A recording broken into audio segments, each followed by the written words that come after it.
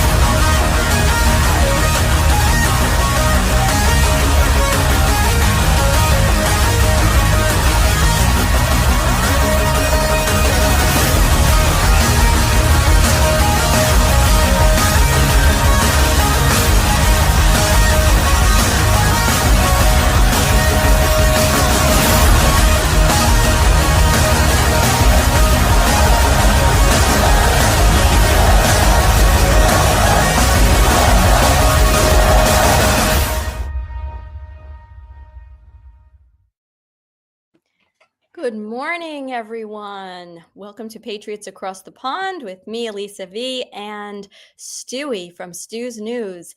Today, we are so thrilled to have Castaldo with us, and his website and his company is the Mystical Spiral Store. And I know we're going to get into some pretty interesting information about the universe and plasma and stuff that is way above my pay grade, but I'm hoping I'm going to learn a lot today.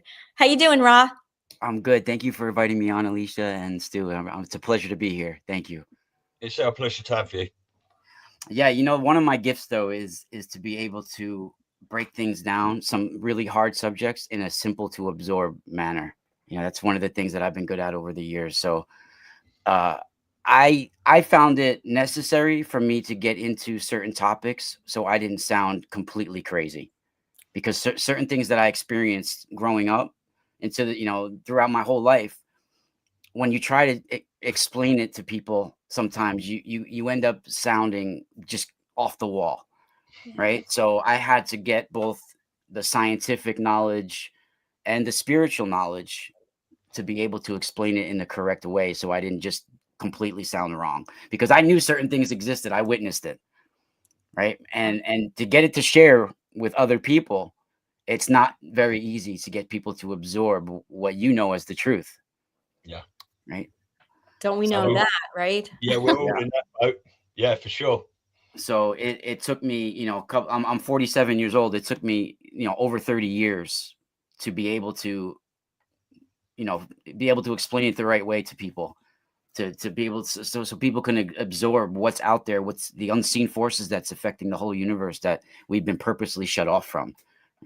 Our ancient ancestors knew much more about science and spirituality than we do today. Much more. Yeah, it's kind of sad. Now, we had the pleasure of meeting Ra at New York at the Awakening Summit on Long Island in October. And your presentations were incredible.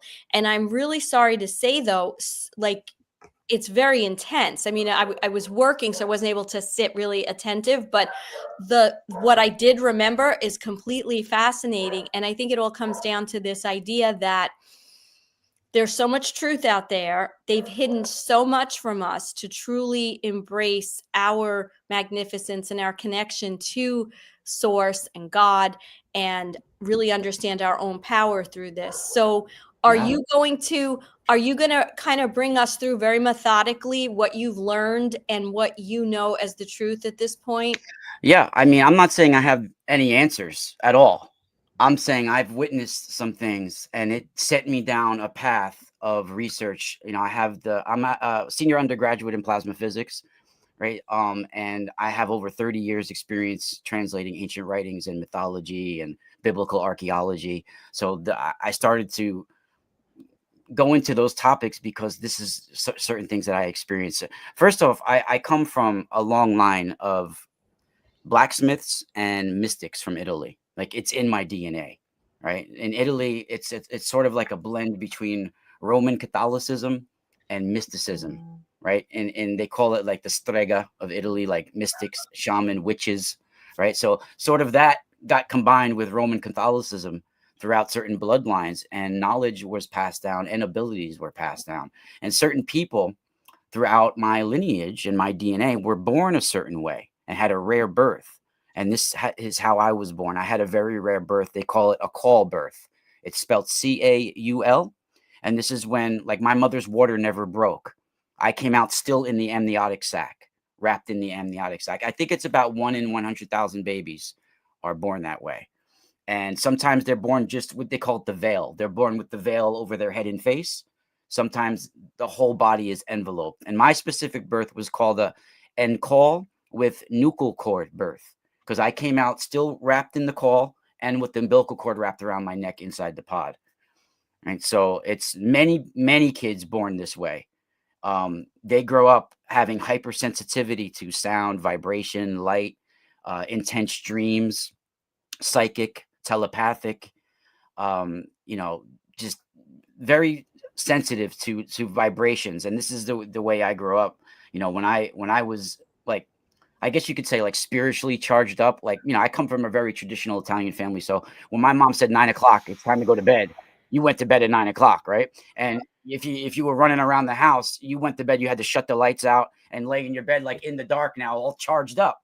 Right. And at that age, it was very scary to me at that time, because I would start to hear my name. Sometimes I would start to see faces come at me in the dark, different. And I was a smart child, so I thought I was developing neurological issues. So I didn't mention it to my family at first, or anybody. I was hiding it. And then I started to realize that, hey, this is actually part of who I am. And I didn't run, because through my teenage years, I got in a lot of problems running from what I was experiencing. Yeah. Trying I to want numb it. I want to just ask you one quick question. What do you think the connection is between having this call birth, so to speak, and coming out? Is there something in that like, why does Well, that give you yeah, this? I actually think our souls are a light body, a type of plasma, right? You have different types of plasma. Plasma, of course, the blood plasma. I'm talking about light, space plasma, right? Light, right? Our souls are most likely a type of plasma light. And in my opinion, it enters into the baby in the womb, in the head of the baby in the womb, and it wraps around the spine of the baby. And it's a light, it's a plasma light, your soul. And it wraps around the spine and it impulses information up the spine to the back of the brainstem, and it floods your mind with abilities, ancestral memories, your connection to soul source, where you came from. Right. And that is sometimes, as it develops, certain cultures call it Kundalini experiences, all those types of things. But it's an actual information, your connection to the sun, your connection to where you came from, your connection to the universe. Right. It's a light. And if you even look at the baby, they'll explain it in a medical way that there's plates or whatever in the head. But I know when my daughter was born, there's a little window on top of a newborn baby for like the first 6 months to a year. And it's like a little window. It's a very soft spot. You can literally put your finger where you get nervous when you touch it. You're like, Yes. whoa, right? So it's possible that it enters into that location and wraps right around the spine. I'm just guessing with that, but it's possible that that's how the soul enters in. And when you die, that connection gets cut off, and your light body now has to enter in somewhere, right? And in ancient history, they are literally guiding that light body into the magnetosphere around our planet, this whirling vortex of plasma that is a gateway to other stars and other star systems, which we'll get into. Okay. That's really interesting what you're saying there, because when I go to bed and close my eyes at night, quite often I get faces coming in and out. I tell them to go away sometimes. Sometimes I welcome them in. I see shadows moving about, but a lot of the time it's like I see this light in sort of colours. It's like some sort of connection to source. I can't really. And it's in your mind's eye, right? Yeah. Yeah, it's in your mind's eye. And sometimes it's like an overlay, and you'll see outlines of faces, and it's almost like you're playing charades, looking in their eyes, like trying to understand what they're saying. Right. Yeah. So that's the start of it. You guys can actually do sun yoga and do that. Like if you go outside and look towards the sun and try to close your eyes, you'll see the blackness, but there should be like a reddish overlay of light, Yeah. right? That's the light coming from the sun seeping in. If you focus on just that and let everything else just disappear, eventually certain symbols, certain electric fire symbols and faces and scenes and things will start to appear to you. That's really interesting, that, because I'm not very good at meditation. But when I'm sitting there and the sun is on me and my eyes are closed, I find it much easier, much more relaxing, and much more at peace, if you can say. Yeah. It's in my opinion, this is where souls get sent from and where they're supposed to return to after death. But we've lost that knowledge. If you go back to all the ancient cultures, from ancient Vedic, the ancient Deva and Asura tribes, you have Persians, you have the Assyrians, the Egyptians, the Mitanni, the Hittites, all these ancient cultures, the Orpheus mysteries of Greek, the most important time was the moment of death, and to do certain mantras to guide that soul to a specific location. And it's in the celestial cosmos, and actually they call it the other world or underworld sometimes in mythology, but it's actually the night side of the metasphere, if you want to ask if what I really think, because that region around our planet, it's like the heaven and hell, the Hades, right? And it's a whirling, so our magnetosphere, life wouldn't exist on our planet without it, right? So it's a magnetic shield that exists around our planet. But how it's created is from, first off, the rotation of the earth and the molten core of the earth. That iron core puts out magnetic field lines, like cords that come out, right? And those cords come around the planet like a shield. Now the solar wind from the sun, it's so strong, it has a roaring force. It comes towards our planet and it stretches out the magnetosphere. So on the night side, the sun's coming on this side, right? That magnetic shield gets stretched out on the night side. And it's a very dynamic region with mountainous regions and jagged, like it's literally like a mountainous region with streams and plasma rivers running through it. A huge dynamic region that's described in mythology. And for us to leave this planet, right, our souls, we have to pass through that magnetosphere. Anything that comes into our planet or leaves this planet, light, has to pass through that vortex of plasma. Now, our magnetosphere, it gets the plasma from our sun, from the solar wind, right? Some other magnetospheres, like in Jupiter, the Jovian magnetosphere, it gets its plasma in its magnetosphere from a volcanic moon, Io. Literally, the volcanic exploding moon forms the magnetosphere around Jupiter. So this is, if that doesn't show you that there's like some divine intelligence around, planetary systems, things like that, it's incredible. So that huge region that gets created around our planet, it has to be in harmony with the sun, right? If we don't have that, we don't exist. No. And then you'll see these coronal mass ejections coming from the sun, these big plasma loops, right? That we'll be discussing, that I rediscovered. That's the Ankh of Egypt, these loops, right? These solar loops. Those coronal mass ejections now come into our planet and help bring auroras and all that light, all that information that's coming from the sun. The sun is sending the catalyst for creation to happen on our planet. It's sending codes that have to do with creation, sustenance, evolution, dissolution, and rebirth. Everything in our solar system depends on the sun, right? Nothing can escape the sun. It is the god of this solar system, right? And ultimately, you have these little planetary systems everywhere that are like maybe angelic messengers of God. You can look at it, and the whole universe is the brain of God, right?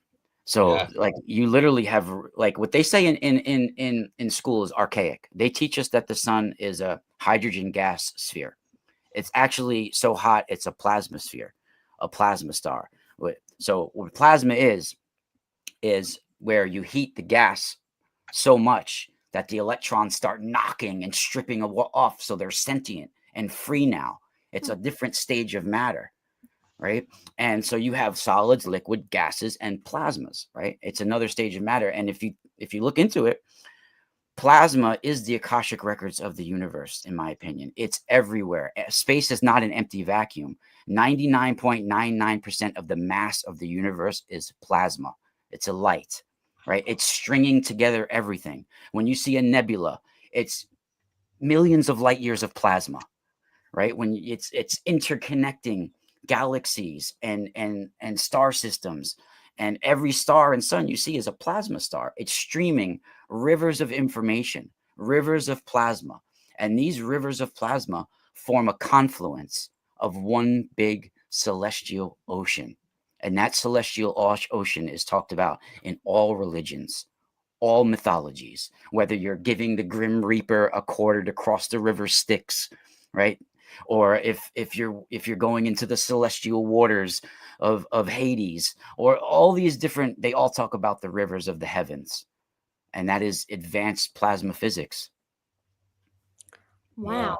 So is it safe to say that plasma is light, or is it a physical, like you Yeah, can't, it's light. touch it? You can't It's really like a gaseous light. It's Okay. unseen, but we see certain plasmas on this planet, like lightning. Lightning is a plasma, right? You remember, those balls that they sell that you could touch it and it has those little like electricity. Those are plasma balls, right? You can use plasma for healing, certain plasma light rays that they use. Like there's certain artificial plasmas, and there's plasmas that are made from the sun and from space, right? So yeah, one of my friends has got a aurora, it's plasma. what is it? Tesla violet healing ray. Yeah, Yeah, and when you see all these mythologies like Zeus or Indra throwing down thunderbolts from the sun, this is a plasma bolt. This is a coronal mass ejection.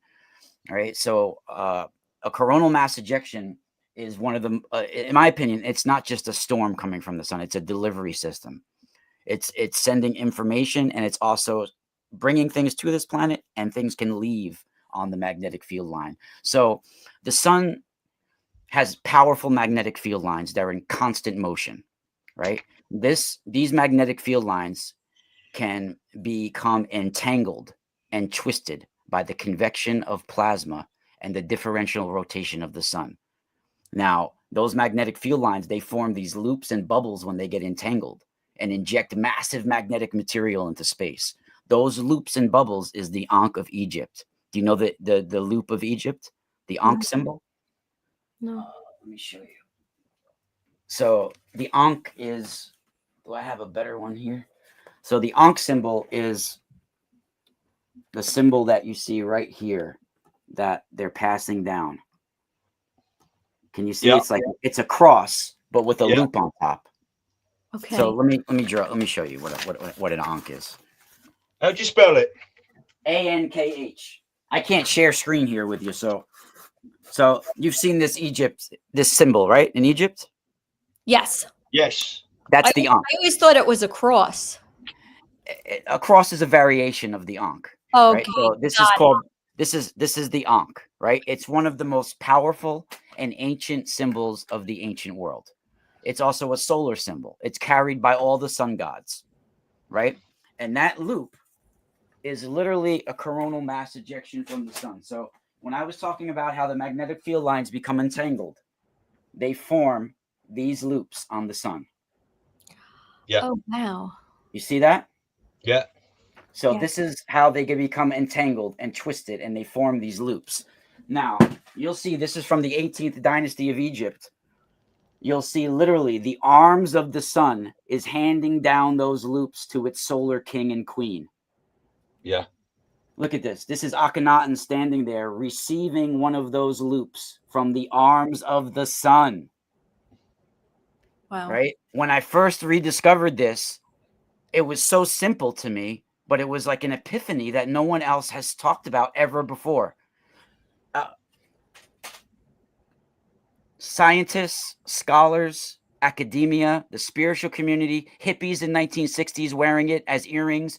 This has been one of the most important symbols for the last few thousand years. And over the last couple of hundred years, academia has been debating on the origins. It's called the key to life, right? It is the key to life on this planet. It's the most powerful symbol held by the sun gods. It's a coronal mass ejection. They talk about it in Hindu. In Hindu, it's called the Pasha. And you'll see Varuna or Ganesha, the elephant Ganesha, holding this loop. And they call it literally a golden lasso, a golden noose that comes from the arms of the solar deity and scoops souls and pulls souls off of Earth and pulls them into the celestial waters, or removes the evil on Earth. All the symbology from sun gods is deep plasma physics. Even Apollo, you've heard of Apollo from Greek? Yes. The sun god, right? So Apollo has certain symbols that he uses, one of them being the dolphin. Now, dolphin is plasma wave physics. So the way the magnetic field lines and the information gets sent from the sun moves through the plasma waves like dolphins moving, right? And then Apollo has them on leashes. They're literally the frozen magnetic field lines that's coming right from the sun. And also he's holding the harp. It's called the lyre, Lyre. Yeah. You can look it up online. The strings from a guitar or the strings from a harp move the same way dolphins move and the same way plasma waves move in space. It's divine information from the sun. Now, I heard, and I don't remember where I heard it, it's in the spiritual context, Yeah. is that the dolphins and the whales hold a lot of the, I guess, I don't know if it's the Akashic or Yeah, okay. definitely. And so that, you know what I think is to that? It's very interesting. You mentioned that is that both birds and fish are very connected to our magnetosphere that I'm talking about. okay. Right? They intuitively broadcast, in my opinion, what's inside of it. In plasma physics, they have something called an you guys are going to realize when scientists or whoever sees this, they're going to realize how groundbreaking this information is right here. Well, I want to just ask you though, like you have so much that you've studied that you intuitively know and that you you go and speak about. So are you in those circles, so to speak, where this information can start to be disseminated? I mean, it's great to have you on our podcast. We're honored. Yeah, I've been getting it out more. And the thing is, though, I made a mistake with just sharing all of my information without putting it in a book first. And a lot of people have been plagiarizing some of it. So now I'm working on my own book series because I got excited when I started having these revelations about all this stuff that I started sharing it out there. Right. And unfortunately, people take advantage of that and they don't give you the credit for it. But like what you said about whales and dolphins, and it's amazing. Same with birds. We have around in our magnetosphere, we have what's called an electron driven chorus.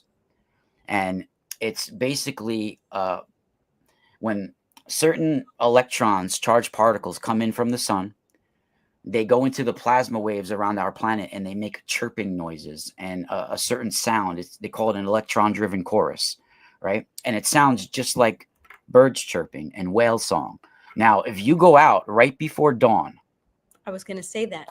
Right before dawn, when the birds start chirping, also in the water, the schools of fish are more active right before dawn and at sunset. They start talking more. They start making more noises. They start, right? So right before dawn, the bird broadcasting music that they don't play at rest of the day. They don't talk. They don't do. They make certain calls that they only make right before dawn. Right. This is the same sound that's in the magnetic shield that's coming from the sun. It's literally the sun sending a musical orchestra to our planet saying, hey, nature, broadcast this music because the sun's coming. Start opening your buds, right? In plant cells, they call it stomata. They start to open, right? When the birds, right? that's to what makes them the music from the sun, but the birds are calling out. Yes. Right. And they have a cell in the plants called stomata. Stomata is what opens up and makes the plant flourish and grow and evolve and nurture, right? All that. So that music, some classical music does this as well. That the music, the electron-driven chorus comes from the sun. It's my theory that the birds are broadcasting that. The fish are broadcasting that, helping to do that warrior dance for the first light of the morning to come and open up and for plants to grow, right? It's like the warrior dance of the sun. And nature's broadcasting it, right? And they call it electron-driven chorus in plasma physics. And in certain mythology, they use certain birds as solar symbols for dawn. And it's the woodpecker, the hoopoo bird, the cuckoo bird. All these birds make the same sound as the electron-driven chorus. They even have mythology that goes along with it at the Callanish Stone Circle in Scotland, right? It's called the Callanish Stone Circle. It's the Northern Crown. It's the Stonehenge of Scotland, right? Let me show you guys what it looks like. So this is Callanish, right? Callanish is an ancient stone circle in Scotland. Now, there's a beautiful mythology that goes along with Callanish. They talk about how on Midsummer Night, the Shining One walks up the avenue of stone, heralded by the cuckoo's call. Now, everybody has been debating what that means, right? Now, it's literally talking, because if you look at Callanish in Scotland, it has auroras over it certain times of the year. It has a breakthrough in the magnetosphere. So it literally has that electron-driven chorus coming right over the stone circle, right? So when they're talking about one of the most important days of the year, Midsummer Night, the Shining One walking up the avenue of stones, people are talking about the Shining One's the Anunnaki. The Shining One is the sun. The sun's rays is walking up the avenue of stone, heralded by the cuckoo's call, heralded by the electron-driven chorus from the sun. It's incredible because they were intuitively knowing. Like, we use advanced telescopes and all these different these things to detect plasma nowadays. The shaman of the ancient world, they spoke the universal laws and principles and structures and symbols of the universe. It's a universal language. The universe makes certain structures and certain symbols to efficiently broadcast and send the light throughout it. The shaman of the ancient world intuitively understood this. Well, I think the reason we might conject that they knew this was because they weren't closed off. I mean, they've closed off our pineal gland. They've bombarded us with all kinds of things that detach us from source and from our intuition and trusting ourselves. So as much as we say they intuitively knew this and we give them, tremendous credit, we have the same ability. They've just detached from it. We've been completely, there's a war going on over this information for thousands of years. They talk about it in the Rig Veda. It's the oldest knowledge we have on this planet is Sanskrit Rig Veda. And inside it, they talk about the Asura Deva war. And literally these tribes went to war over the knowledge that they were harnessing from the light, from the sun. The war was over the cows, and cows in Vedic, the word O-N, it translates as rays of light. So they literally were going to war over the rays of light, the knowledge that they were harnessing and the powers that they were getting from the sun, from the stars. Wow. Right. And so nowadays, I think Alicia and Stu, the problem is in the ancient world, we used megalithic sites and we put certain structures on these megalithic sites so we can harness the knowledge that's coming in from the universe and be in tune with it. Nowadays, we build machines to take the place of that spiritual technology we were once part of. So we can sit back and have more leisure and let it work for us. So instead of us being like telepathically connected to the collective consciousness, we now use instant messaging and email and things like that, right? So we're building technologies so we can have more leisure. We're building machines to take the place of what we're supposed to be doing. And that's being into nowadays for us to monitor and look at the universe, we have to build all these machines for us to do, right? Before we were intuitively connected to that. And we were building structures on these geomagnetic field lines that extend out into space from our planet. And we were connecting to the light of the sun on these structures. It's really incredible. And we've lost the knowledge of it. We've lost the connection to it. Yeah. But we can get it back. That's why I do what I do. That's why I build the products that I make to bring us out of the fog. Well, yeah. And Stu, I know you want to say something, and I have a question for you, Rob. Yeah, it just makes you think about the Avatar films and how they're just so connected with nature and the plants. I've never seen it. I'm sorry. I've never seen the Avatar film. I haven't either. I'm ashamed. It is good. And I'm just going to say as well, you're talking about, nature and the birds and stuff. I was just thinking about the starlings, how they do their murmuration at night. And Starlings too. Yeah. Yes. Starlings too. That's another one. Yep. Can I just ask you something quickly? Obviously, we look at the Q drops a lot. This might be an interesting time because the very last Q drop said what is coded in your DNA, who put it there, why, mankind is repressed, we will be repressed no more, information is knowledge, knowledge is power, information is power. How do you protect your DNA? There is a war for your DNA, protect your DNA, ascension, Q. And that was the very last drop, and that was just over 3 years ago. I agree. There is a war. It's your DNA is cosmic currency. Yeah. That's your currency. You know, that's your cosmic currency, and there's a war over it. Definitely. I agree. Yeah. And you know, like you were saying before about how there was all this all this technology that is doing or trying to get us to do what we should be able to do, right, just with ourselves. But it's also, does that also apply to healing too, right? Because they've taken the art and naturalness of healing out of nature, and now it's all synthetic and petroleum based. So all of this whole inverted system, I always like to use that word because Laura Eisenhower always talks about the inverted system. My friend. I know you guys are good friends. And it's just where I think this war, you know, what this war is all about, to, like Stu just said, it's to connect us back to where we're supposed to be. That's why it is a spiritual war. Yeah. Yeah. It definitely is a spiritual war. And like what I was mentioning earlier about my birth, I started to realize, because I started doing my research, certain baby, not just my birth, all births, all babies are given a code when they're born, right?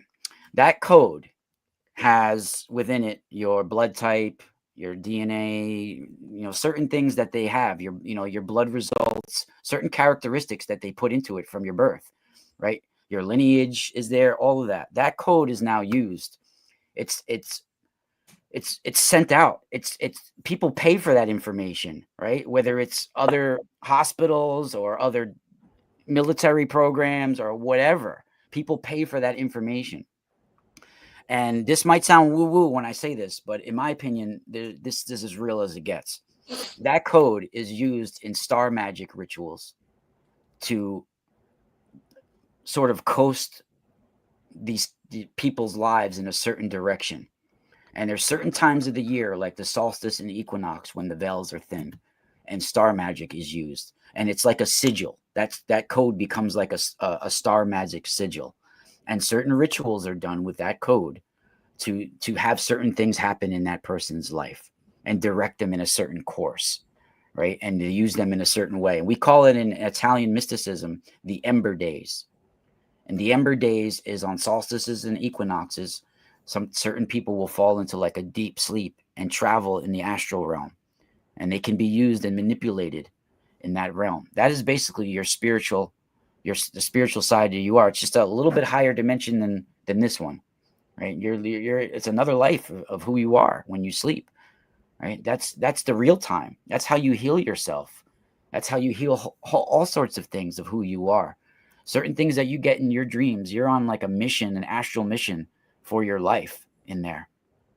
Yes. So this is how we get manipulated in dream time. So there's certain people that use dream time to travel, to poach off the energy of people, to harvest from the collective consciousness. So you're saying bad. You're saying people that use this. And there's certain people that are there fighting in dream time to protect from that as well.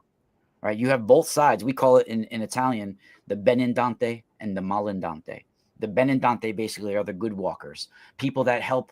And most people are doing this unknowingly in their dreams, right? When they go into dreams, they're helping protect the collective consciousness of their families and their local communities and their friends, right? And then some people, when they go to sleep, they're literally trying to get more riches, more materialism, more power on this realm by traveling in dream time to poach from the people out there that are good spirited and have strong energy and have talents.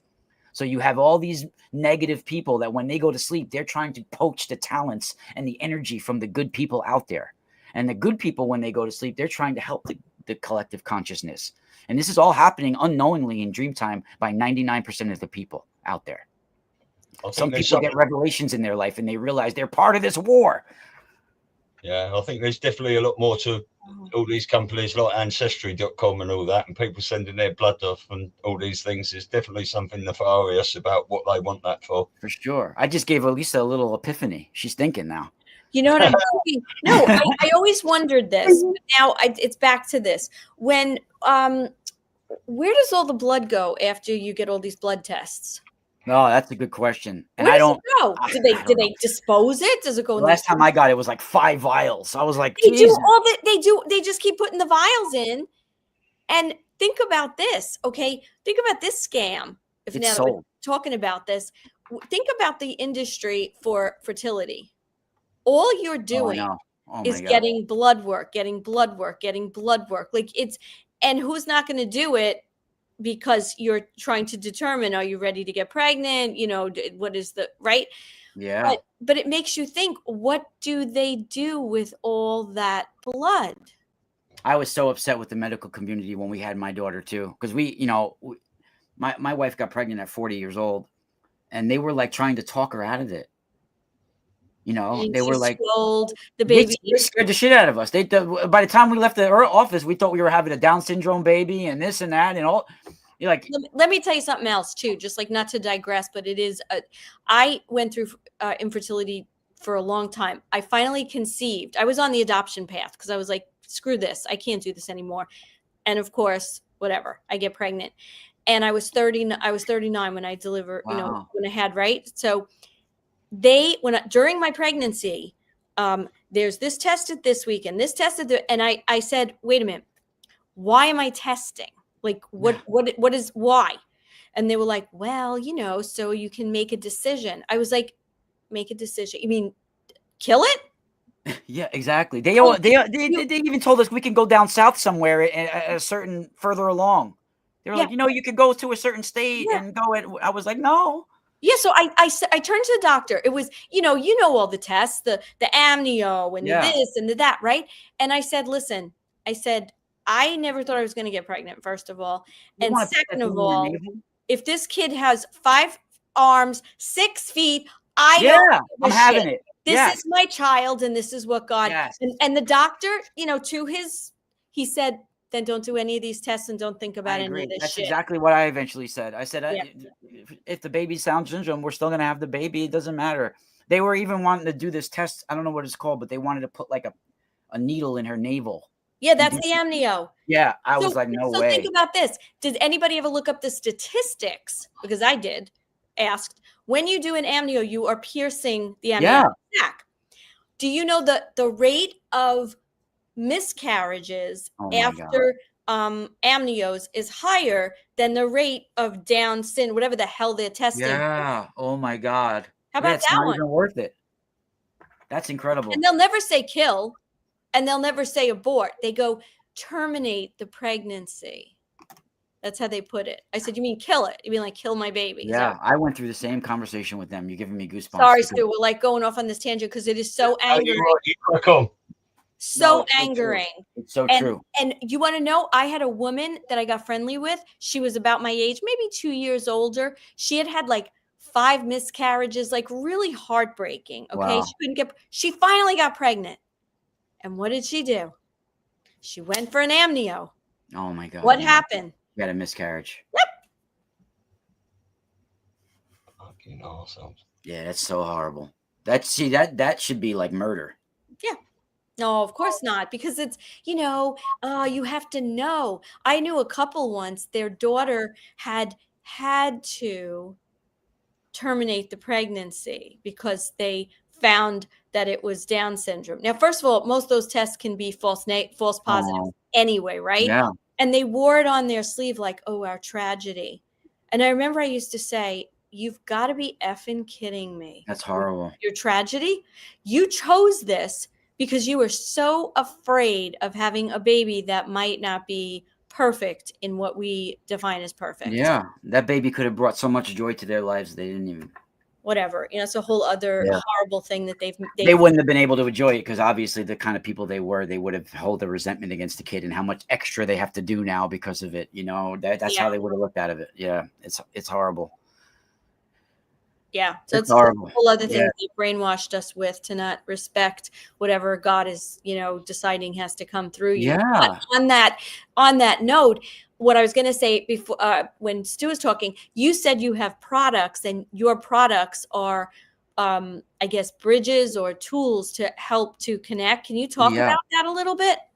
Yeah. We are constantly getting bombarded by unseen forces, EMF, the Wi-Fi, everything all around us.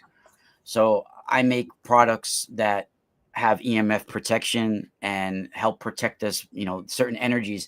And there's real science behind it. So let me show you what a piece of twisted copper looks like. Yeah, copper is amazing, isn't it?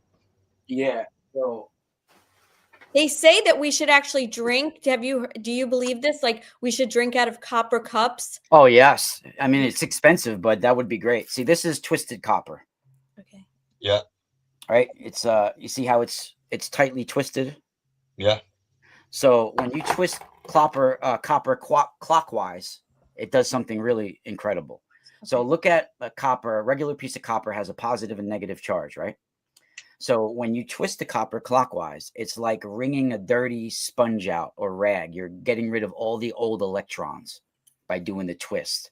And when you make the twist, it's an explosion of fresh electrons, right? By doing that twist. It's an explosion of brand new electrons. And then when you make it a circle or a coil, you have a constant circuit of an explosion of fresh electrons, right? So it'll help heal cuts quicker. It has EMF protection. And then when I do it with certain gemstones and crystals like quartz, if you wrap a coil, like a copper coil around quartz is piezoelectric material. So what that means is it generates an electric current when it's compressed or squeezed or rubbed. I could shut out the lights and go take 2 pieces of quartz and show you right now. If you rub them together, it has electrical sparks, right? So that means when you compress quartz or rub it together or squeeze it, it generates an electric current. Now, when something generates an electric current, you can now put thoughts into it.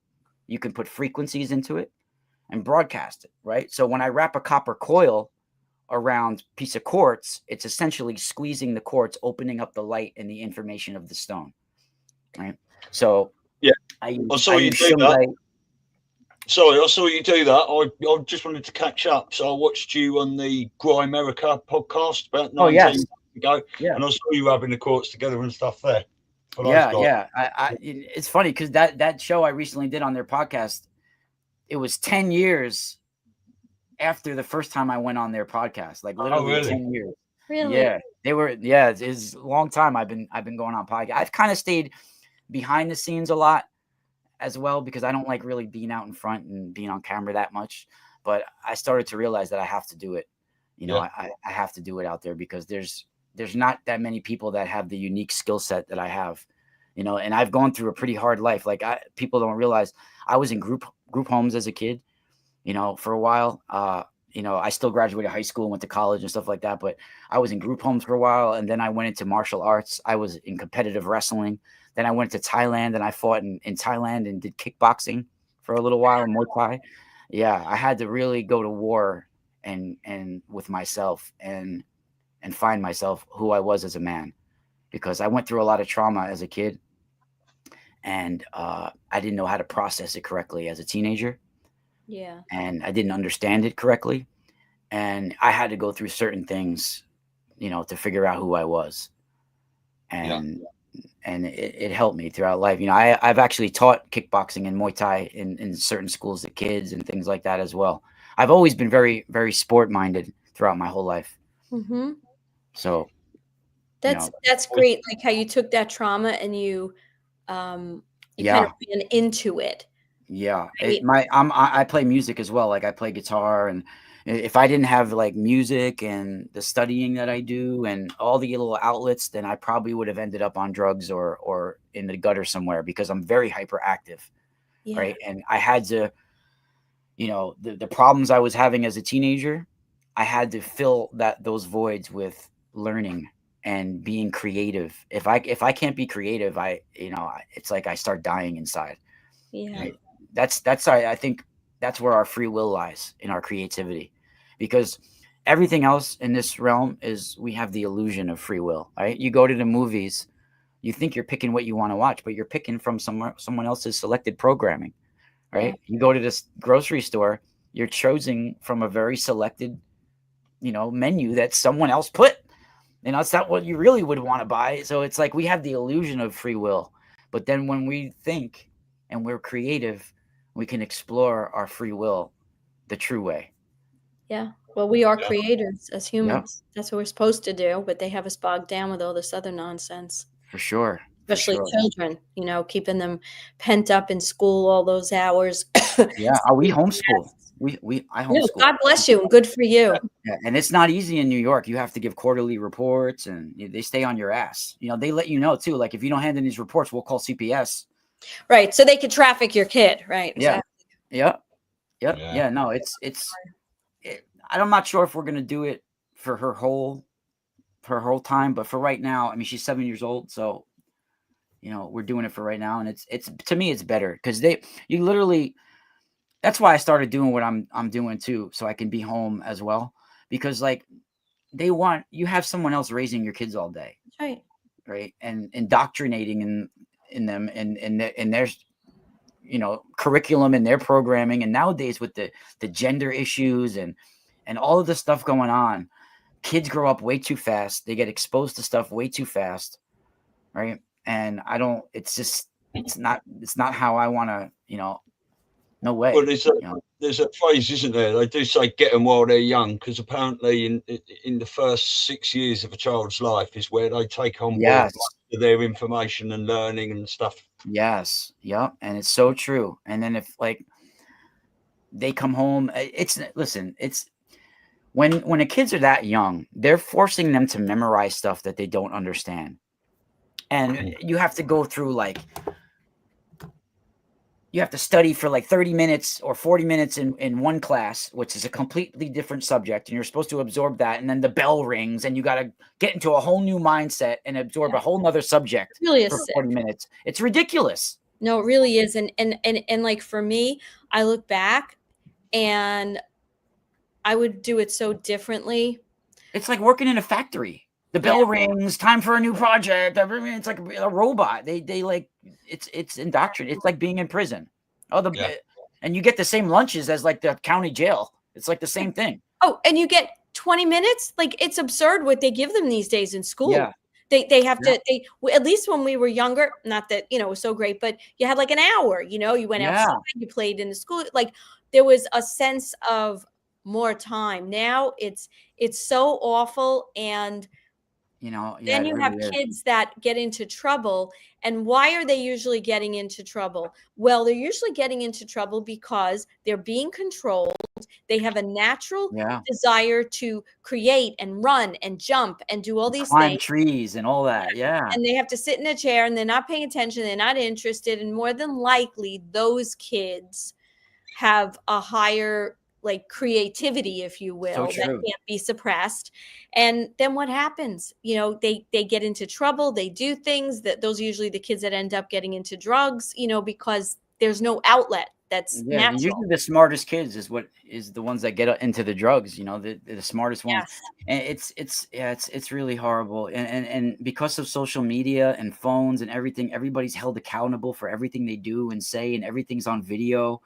That's why there's so much violence now. Like when I was a kid, I literally got in fist fights with my best friends, and 5 minutes later we were hanging out. Nowadays, they record it and you get put on the spot immediately with everything. So it's like it turns into like a whole different thing. It's like horrible. Thank God things weren't recorded when I was a kid. We were getting into fights after school like every day, and then friends. That's what you're supposed to like figure things out. Yeah. I got into a fist fight when I was in the 6th grade. I mean, that's how you sort things out. That's how animals do it. You ever watch dogs? Yeah. You won't kill each other. Yeah. They just assert dominance. They play. Yeah. They let them know, hey, you went too far, and then they sort it out. Like that was the only connection I had to my older brother was us wrestling around because he was so much older than me. The only time we really connected is when we like wrestled and stuff like that. It's how guys get. It's how guys do. Do things and girls too. It's just like, there's got to be. I mean, when everything is like with a phone, it's really, you're not experiencing life in the moment. Yeah. And that's really hard when you're not in the moment. Everything's about like, oh, I'm gonna get this for film, for footage, or this, that. You're not experiencing it through your eyes. You're Yeah. experiencing it through the phone's eyes. And that's not good. It's not. You're not in the moment, and life is all about being in the moment. Yeah. If you're not in the moment, then you miss. If you're thinking about the future or worrying about the past, then you're gonna miss the now. It's just simple like that.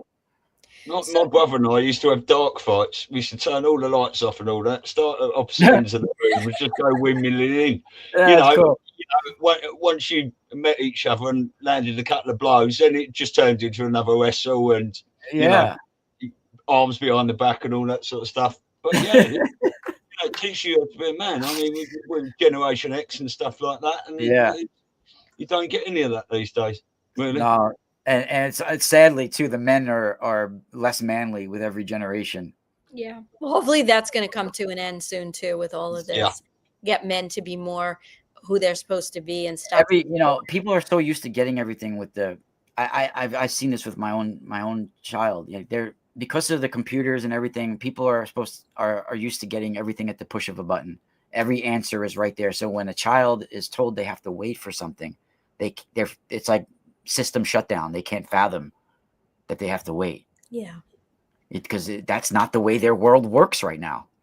When I was a kid, you had to wait. Like I had to wait all summer and work all summer in the boat docks here, where near the Hudson River, if I wanted to buy something or whatever. I used to.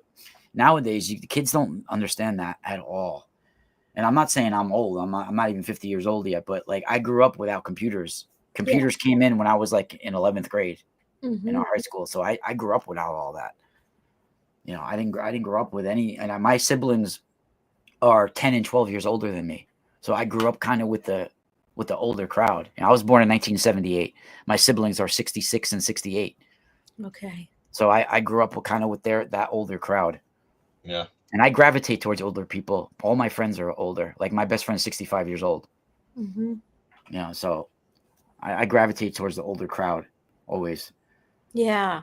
So getting back to the what you've studied, what do you think is the kind of where we're going, with all this? Where do we eventually want to go when it comes to the plasma and this understanding the light, the sun? What would be the ideal thing for people to do to get more connected to that? Well, that's exactly what I do for a living. We have to connect more to nature. We have to work with stones, crystals, ourselves, trees, nature, everything that comes from the planet. Precious metals are good too as well, right? All metals, stone, nature, birds, everything out there, we have to be more connected to, right? When we start to become more comfortable with who we are on the inside and where we fit in nature and the universe, we start to learn more about ourselves. We start to get the answer. Just studying in a book is not going to give you the answers to the questions that you're looking for in life, right? But studying in the book and then going and living your life and experiencing life's ups and downs, that's when the world starts to show you some answers. It's how you react to the certain things that happen in life.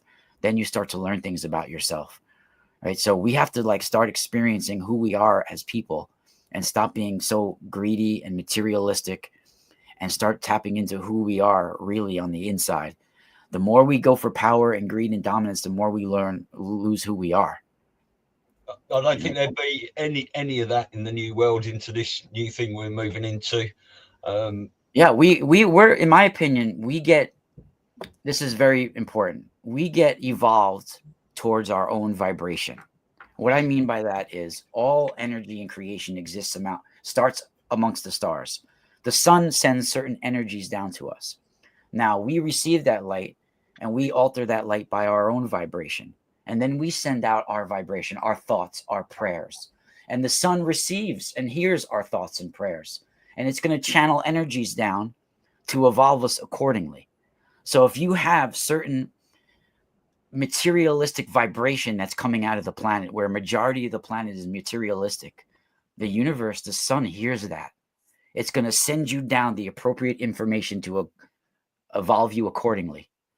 And if you have a materialistic vibration coming out of the planet, you're going to be evolved materialistically, right? The sun's going to literally send you down the information to make you that way. Yeah.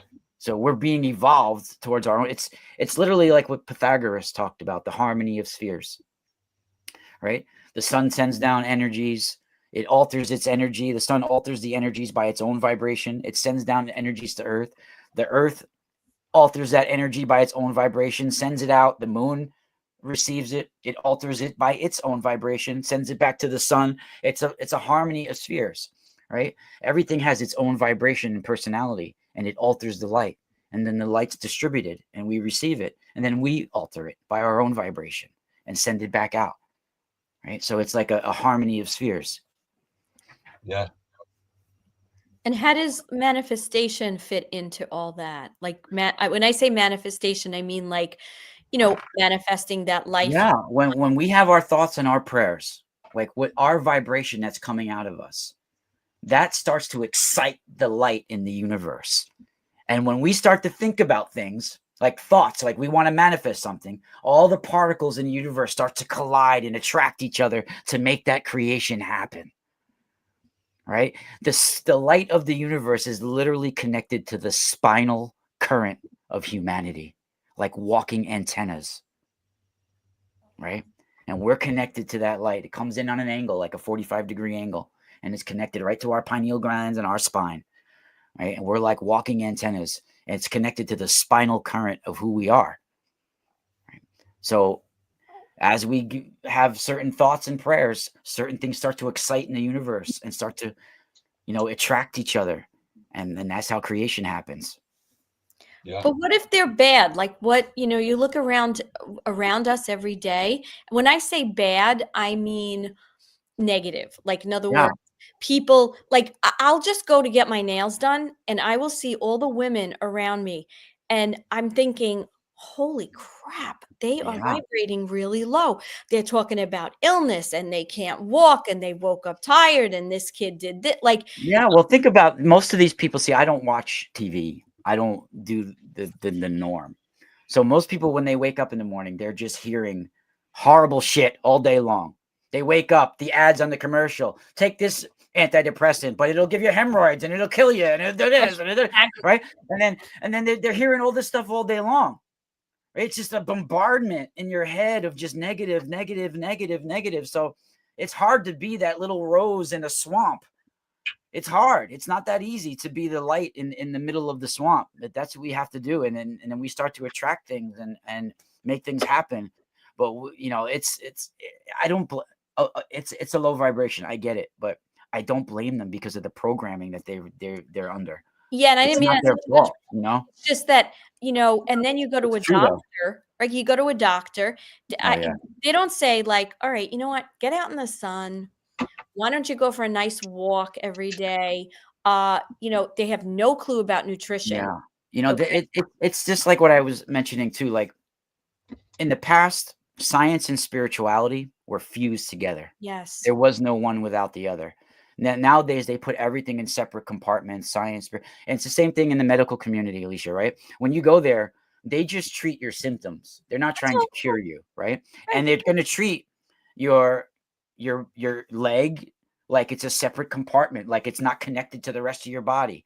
Like if you got something going on in your mouth, how it can affect your heart. It can affect this.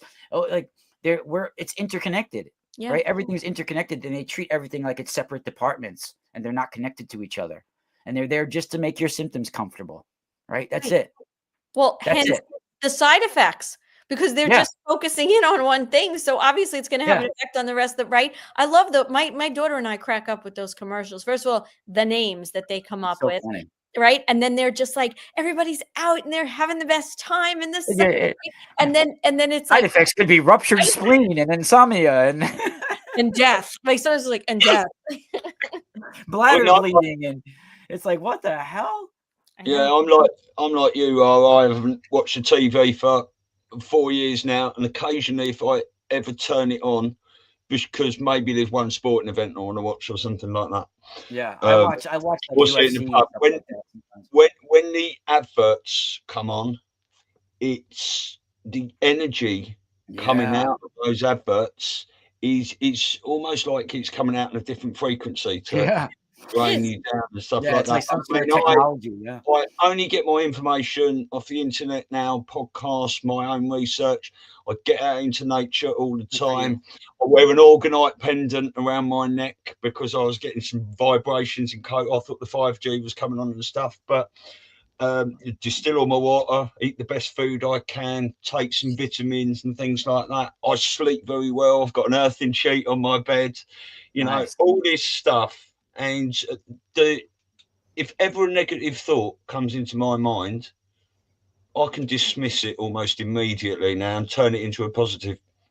Yeah, that's good. That's good. Yeah, I mean, we absorb that. That's why it's very good to do grounding. Like we absorb the negative that comes towards whether it's people giving us dirty looks, talking about us, all that stuff we absorb. Yeah. And people need to get rid of that every day and do some grounding. Like it's good if you go outside and just sit on the grass and imagine your arms are like hollow, like tubes, and then put your palms down on the grass and empty all the negative energy, like it's all flowing out of your palms, press it down into the earth and breathe out while you're doing it. And then, you know, it's like you'll walk away really lighter.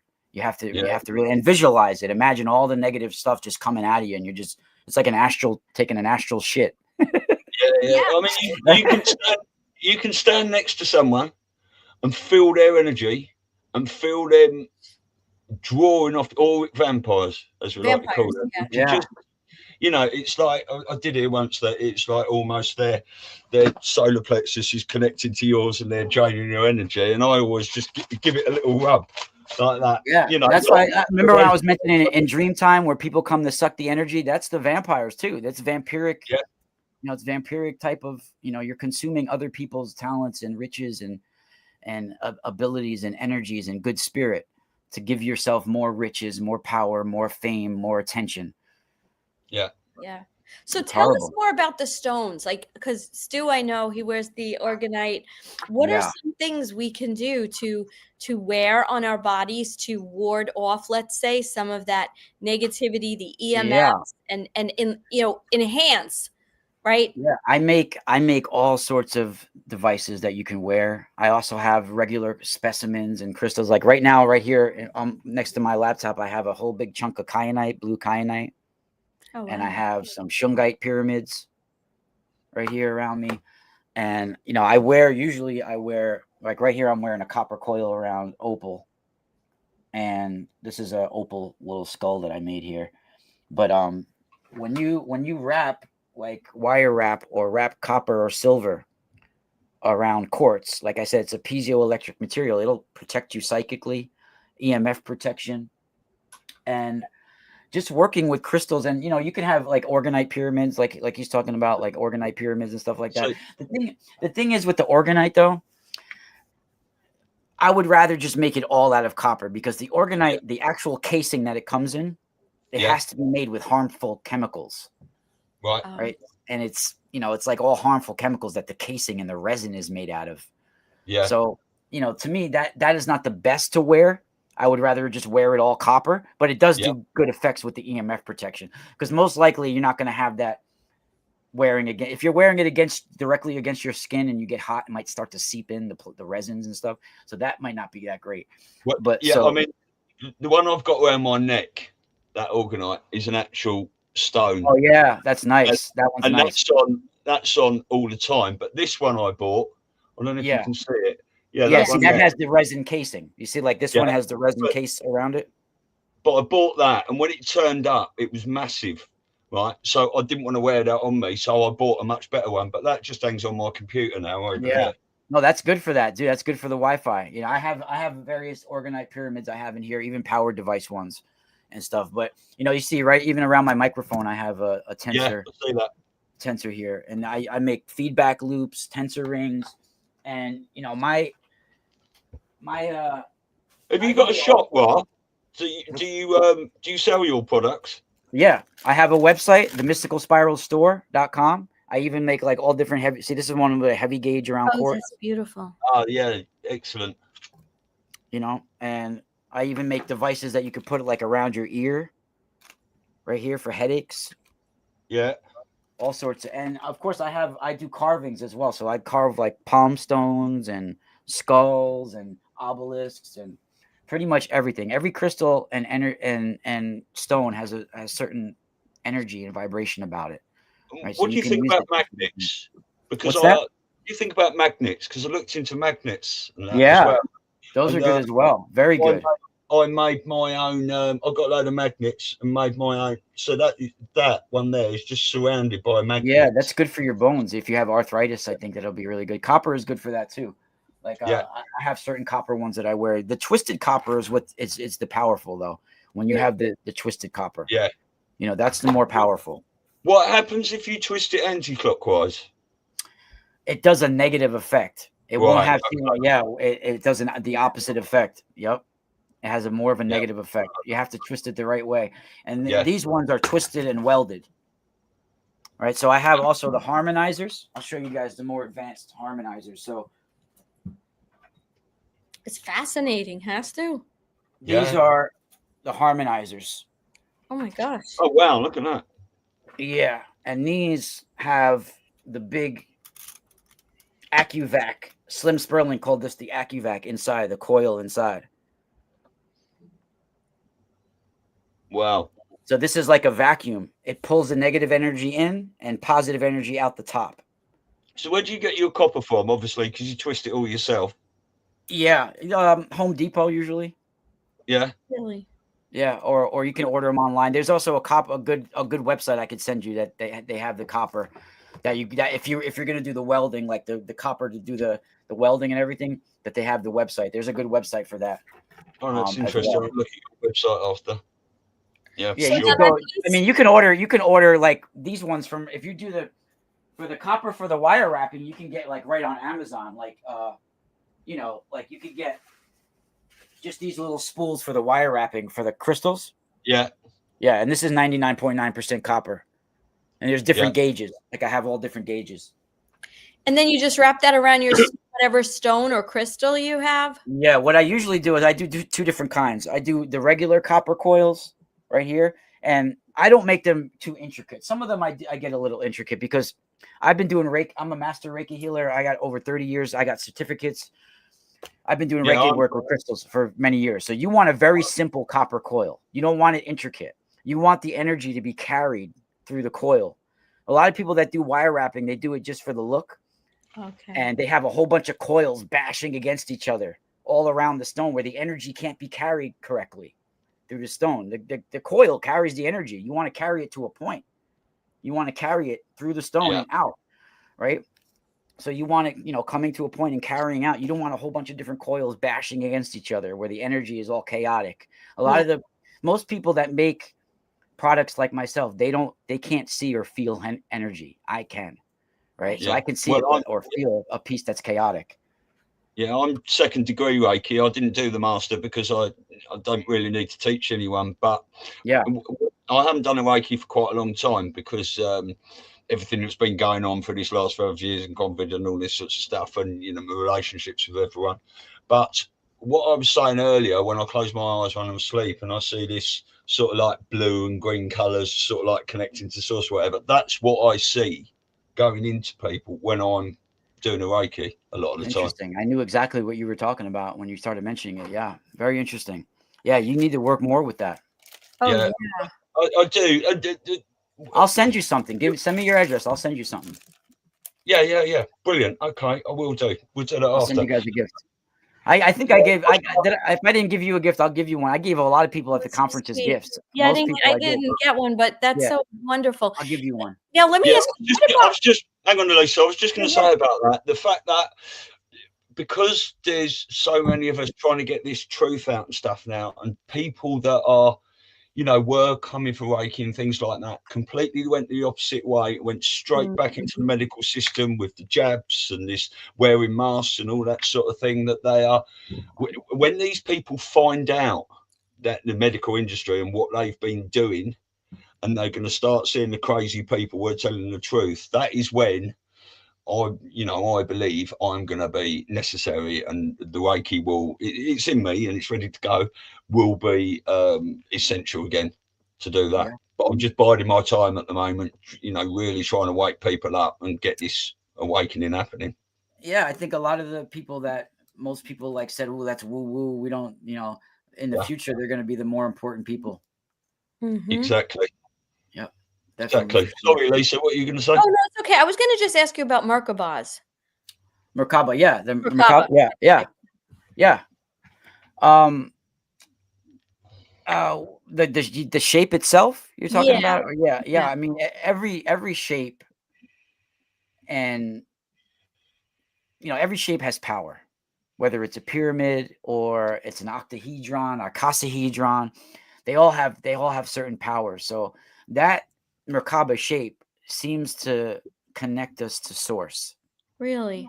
right? I had one I wore every day, and then the chain broke. So I didn't get it, but I do have one, but I think it was quartz. Yeah, that's a very powerful shape. It seems to like be an interdimensional connector. Yeah. Do you know what that is? You know what that is, Stu? It's almost like a Like a star, star with an oval in it, or three-dimensional, like. yeah. So it's like it's got points, like if you wear it, like you feel the points a little bit. Okay, that was interesting. Yeah, I was just curious about that because I had heard that was also a protect, like a very strong protector. Yeah, like an astral protector. Okay. Yeah. Talking about astral, there is something I want to ask you, and that is about Three Eye Atlas, because that is massively in the news at the moment, and people are discussing what it is and what it could be, and the awakening and that sort of stuff. But you mentioned in that other podcast a book called The Externalization of the Hierarchy. Yes. That a lady wrote a chapter in 1939, I think, talking about. Do you want to go into that a little bit in Three Eye Atlas? Yeah, no problem. That's a good question. So you being from across the pond, you might have heard of Alice Bailey. Right. Yeah. No, I've heard Alice of that. Bailey. She came out of the Theosophy movement, and she had what's called the Lucis Trust, and she wrote a lot of books in the 1930s. And one of the books that she wrote, I got a lot of her books. There's some really good ones. So I recommend a few if you guys want to get. There's the Treaty on Cosmic Fire. Yeah. These were all written in the 1930s. Book on telepathy. And then this one that you're talking about, the externalization of the hierarchy.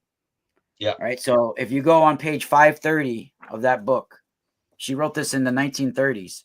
She talks about how, let me get the exact. So imagine she wrote this in the 1930s. So I'll read a little bit of it, a couple of sentences. Thus, a great and new movement is proceeding, and a tremendously increased interplay and interaction is taking place. This will go on until AD 2025. And she wrote this in 1939. During the years intervening between now and then, very great changes will be seen taking place, and at the great assembly of the hierarchy, held as usually every century, in 2025, the date in all probability will be set for the first stage of the externalization of the hierarchy. The present cycle from now until that date is called technically the stage of the forerunner. It is preparatory in nature, testing in its methods, and intended to be revelatory in its techniques and results. You can see, therefore, that the chonins, masters, initiates, world disciples, and aspirants affiliated with the hierarchy are all at this time pressing through a great cycle of great activity. So she's talking about in the year 2025, some sort of externalization of a celestial hierarchy. So what does externalization mean? It means something that was hidden that's going to now show itself. Right. So to me, Three Eye Atlas is the best candidate for that externalization of the hierarchy that she was discussing. Wow. Do you think she was also referring to the exposure of the negative forces in our planet that are being exposed now too? Yeah, well, she's really talking about a celestial hierarchy that's going to now bring us to one world religion, one like a spiritual nature where everybody's one-minded and sort of things like that. So, I'm not saying I believe what she's her theory about it, but I do believe that she was. Now, this wasn't this info. Let me also remind people that the information wasn't coming directly from Alice Bailey. She was channeling a person that she called the Tibetan, Dawaj Kul, right? He was like an ascended master type of guy that was a human at one point, but now in some sort of state of samadhi somewhere where he's not aging. He's just in some sort of mystical state of samadhi. And he was telepathically, I mean, she wrote many of these books are 600 to 900 pages. There's dozens of them. Wow. You know, so and you know, starting in 1879, according to Rudolf Steiner's work, we had dark forces that were sent down on this planet. There was a war between Archangel Michael and his legion and the forces of Maimon, they call them, the dark forces, the Grigori, the Watchers, the rebellious angels, however you want to look at it. And there was a war that took place between 1840s and 1879. And in November 1879, they were cast down as these dark unseen forces on the planet to divert us spiritually, to keep us spiritually preoccupied, to give us certain technologies and certain spiritual information to keep us preoccupied. And if you look in starting in 1879, we had a lot of channeling coming in, a lot of discoveries of information like ancient tablets, the pyramid texts, all these different things that were discovered. And there were certain people that were like, I don't know if you ever heard of a guy named John Newbrow. He did OASPE is the name of it, OOHASPE. Is that the OSB Bible? Yeah. Yeah. I have it here. I mean, it comes. I was going to buy it. I don't know if I did. Yeah, it comes in like this huge box. See, that's what it's spelled. Oh, wow. Yeah. So check this out. This guy was a dentist. Okay. When was this in the 1800s? 1881. This happened. Okay. He was a dentist. He was living in New York City at the time in 1881, and pillars of light came down into his room, and like an urge came to him to go out and get a typewriter. So for the next year, this pillar of light guided his hands on the typewriter, and he typed out this Bible, and in it is information that we didn't have until decades later. Like he draws and describes the Van Allen belts around our planet and the magnetosphere. He draws them and describes them in the book, and we didn't discover those till decades later. All right, so there's real the angelic ambassadors that here. I'll show you what the book looks like. It's out of the box. I have it over here. Yeah, because that's really interesting, because that is a book that that might have even been Jason Q put me onto that, and I looked at buying one because it was really interesting. Now, quite honestly, I'm not much of a reader. Yeah, I knew it was blue. I'm not much of a reader, but I am getting myself a really nice reference library for as this awakening goes on and stuff. For look how big this book is. This is bigger than our own. This is bigger than our own Bible, right? Yeah. And when you open it up, it says right here, OASPE, the words of Jehovah and his angel ambassadors, a sacred history of the dominions of the higher and lower heavens of the earth for the last 24,000 years. Wow. And he has, it's illustrated too. There's all sorts of illustrations that have to do with science and the cosmos and all sorts of stuff. So there was a few people that were channeling in those 1880s that had advanced information come in. Anna Kingsford was another one. She did a book called Close with the Sun. What do you think that there must have been something going on, right? With the the universe, with the astrology. I don't know if that would be a really interesting decode, like for someone like you and even Laura, because she's so she has such an understanding of the the planets and the star, all that stuff. She's so good at that. Wow, it's just so fascinating. So what are you doing these days now? You're writing your book, right? Yep, I'm working on my book series. That's going to be out. The first book in the series is going to be out really soon. I'm always guest on people. I'll be on Dr. Sala on on the 20th, like 10 days from now, almost. Okay. Yeah, I'll be on Dr. Michael Sala's show. I don't know if he puts it out the same day. It might come out like weeks later. So I don't know if I don't know either. That's and I'm always going on podcasts. I have my own podcast called the Space Water Podcast behind me here. Yep. Space Water Podcast. That's on my YouTube channel, Exploring the Ka on YouTube. I also have a secondary YouTube channel, the Mystical Spiral Store that's up there. And I just started a Snapchat. I have a Patreon, patreon.com/themysticalspiral. You can literally join for $2 a month, and it's like priceless information that I post there. All my insight into my book, stuff right from my book, I post there all the time, and my Snapchat, and of course my website, the Mystical Spiral Store. I have all sorts of free information in the menu up there as well, so people can literally go on there and get free information all the time up there. And I have my store and a lot of information up there. I'm even putting downloadable PDF files that people can get up on there as well. Oh, wow. That's a lot of information. And Amazing. going to your website, it's just themysticalspiralstore.com where they can purchase and they can look through and find it. Okay. And you have how are you doing on YouTube, by the way? I got over 10,000 subscribers, but it's, I don't make much money on YouTube. Yeah, but they don't take you down. They haven't, thankfully, you're. Yeah, no, I got demonetized once for like 4 months, and then they gave it to me back. And it wasn't even, I got demonetized for like a 12-second short that I did. It was like ridiculous. It was like I did a reaction video to something, and then they demonetized me. And why did they give me the option to make the freaking video then? Yeah, no, it's, you know what? I literally did, Alicia, I was literally in the bathroom taking a dump, and I made this stupid video. And then it got me demonetized for 4 months. I'm like, why did they give me this option to make this reaction video? Where you put yourself in the bottom of the thing watching something? I did that, and it got me demonetized. And when they demonetized me, it was last year. You're supposed to get paid on the 21st of the month, right, with YouTube? So on December 19th, right before Christmas, they demonetized me, and they owed me $390. And then when I got remonetized, that $390 was gone. It was gone. Oh, of course. Gone. Yeah. Well, that's why I took down my YouTube 4 years ago, and we all started getting them back over the last couple of months. But in the last month, Elisa and I have had 3 of our lives taken down while we've been live. Yeah. Yeah. I tried to be mindful of what I said today and didn't really cross. That's why you can't talk about medical stuff too much.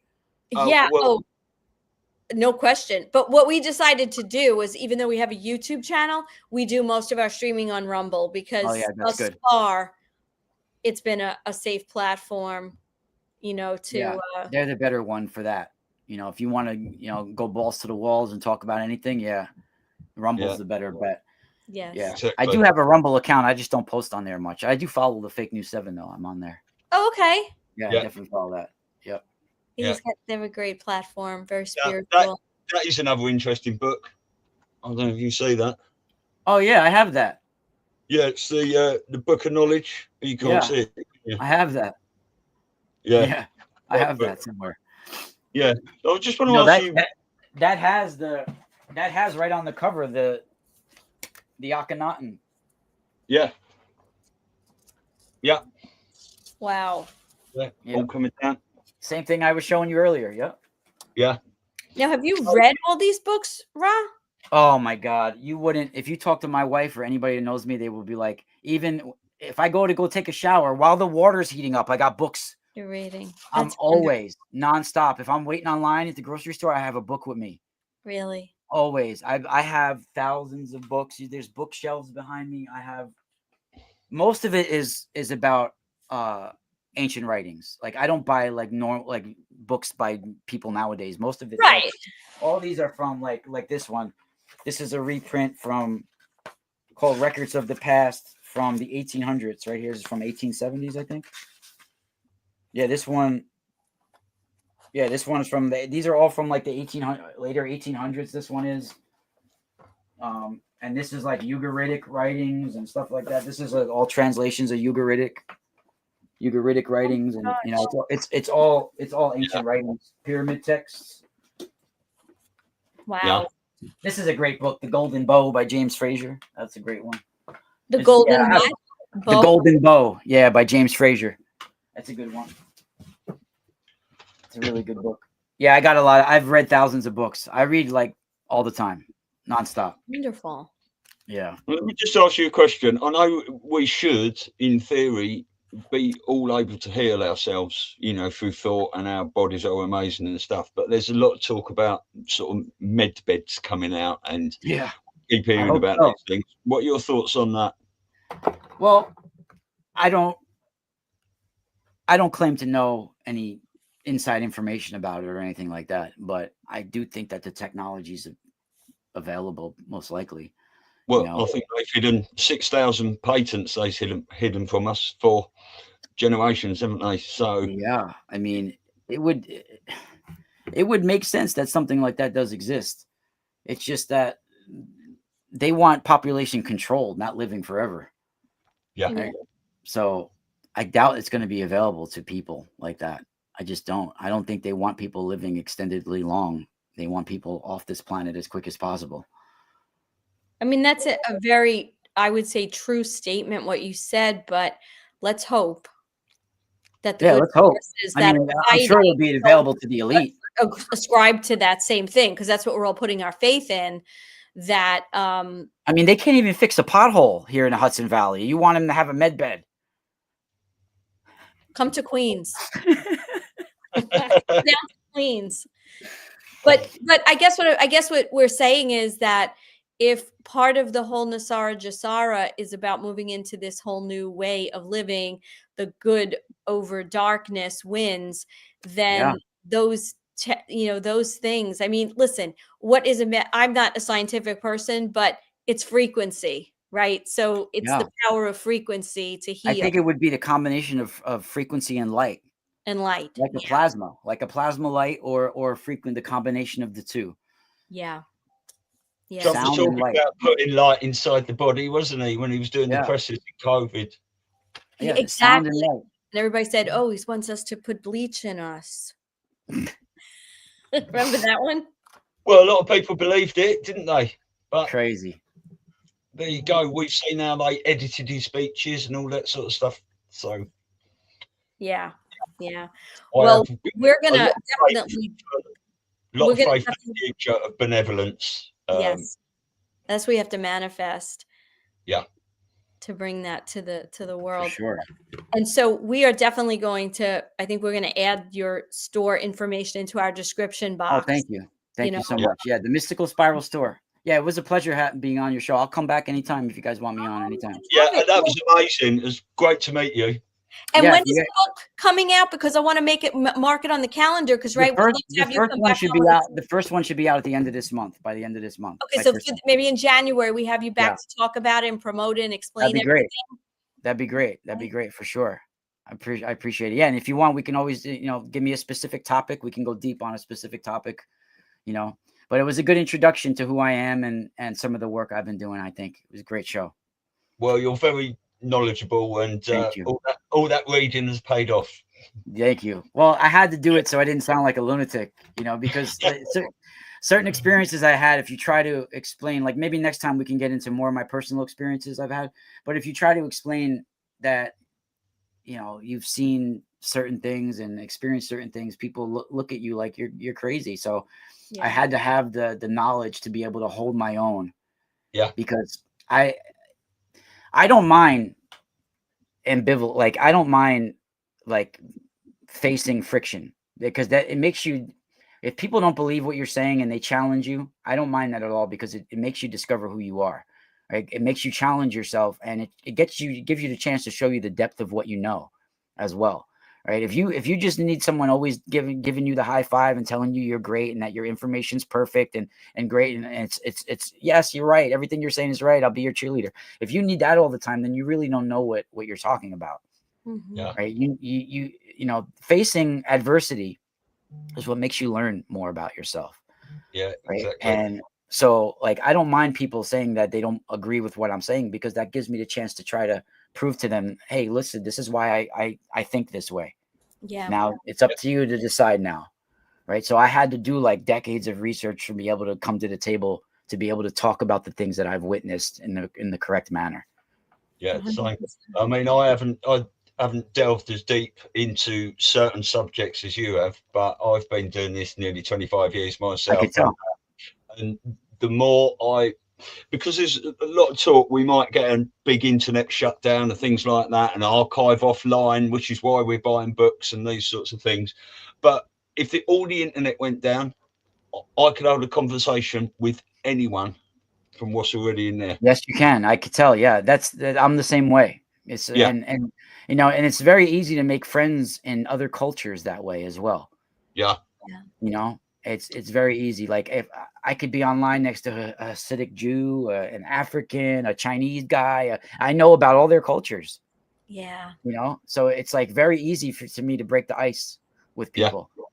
Very true. I think the search for knowledge, like now at this, like when my kids, they talk about certain things, and I'm talking about like the stuff the interesting stuff, you know, like my daughter loves to write, so she's always looking at different things. Good for her. And I think to myself, like, I'd like to go back to school, not like school, but just have that luxury. And I guess we do that through books, like learning or Chinese medicine or all these things like that. When you're younger, because of how it suppresses you, you're like, oh, I have to memorize and I have to. Then you learn as you get older how valuable just information gathering, and that there's just not enough time to fill yourself with all the knowledge that's out there, right? And it becomes exciting, you know, to want to learn. So I laugh, and we always laugh all the time, because when sort of those people out there are like, oh, that's you know, I guess that's your opinion. And you're like, no, it's really not opinion, when I've dug so deep and done so much research and spoken to experts and, you know, looked at both sides. Evidence. And there's evidence. It's not evidence. Opinion, it's not opinion. Yep. And you're just basing it on the fact that it's on, you know, Fox. And it's fact. So, wow, this is so great. I wrote down all those books you said, because I'm a book collector too. Oh, but this I got is a new realm for me. I'll send you some stuff to get. Yeah, for sure. Oh, that'd be great. Yeah, for sure.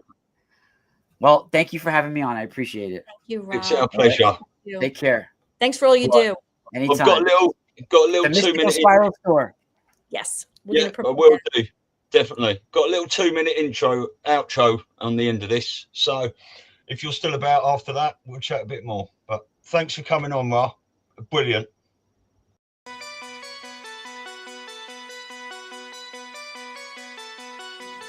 This is the difference between the power of our Creator and anything else, particularly evil. That you can go into a pitch black room full of evil, full of darkness, and light a little candle, and instantly that darkness flees. But you can't do the opposite. You can't go into a well-lit room full of truth and wisdom and righteousness and joy and health and harmony with the universal power. And you can't take any amount of darkness and go into that well-lit room and have any effect whatsoever. That is the metaphor which I frequently think of when I think that I'm not empowered. It is the greatest lesson for me, and I think for everybody else, to know that we're on the winning side and that we win in the end.